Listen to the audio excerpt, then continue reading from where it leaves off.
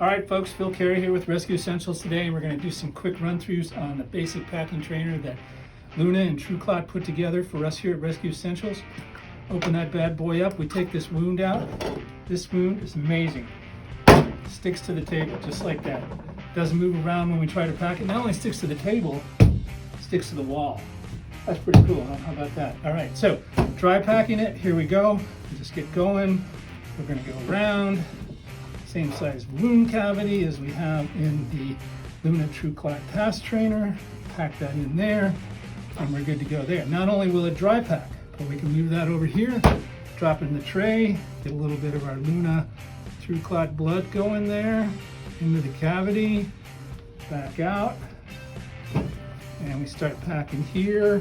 And now we've got a different action going on. Our blood is lubricating a little bit. The gauze goes in, it gets wet, takes more gauze, but this is how it works as a wet trainer as well.